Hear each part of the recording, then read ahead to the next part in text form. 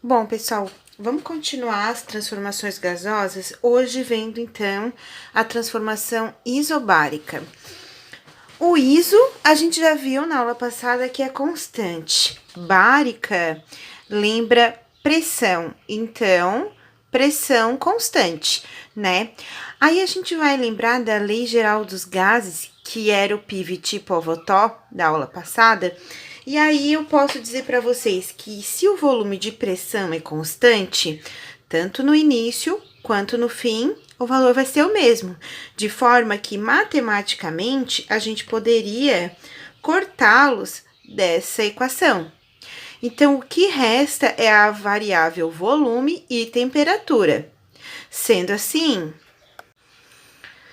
a gente vai ter volume variando com a temperatura e a fórmula vai ficar essa aqui, tá? Então, a fórmula da transformação isobárica é Viti-Votop, só, tá? E aí, como unidades, a gente vai ter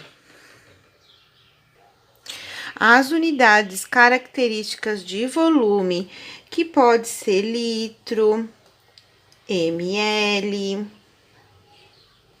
metro cúbico e assim por diante. Já a temperatura, tá? Obrigatoriamente precisa estar em Kelvin. Tudo que a gente falar em gases pede temperatura em Kelvin. As unidades de volume pode ser quaisquer uma, centímetro cúbico, metro cúbico, litros, ml, tá? Desde que o início e o fim sejam iguais. Porém, a temperatura sempre deve estar em Kelvin.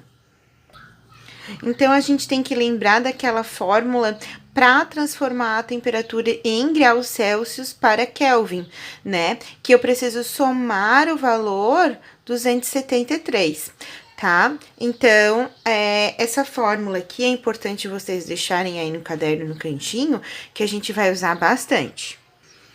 Então, dá um destaque aí para ela, tá? Que a gente vai precisar dela novamente. E o que é que tudo isso significa fisicamente?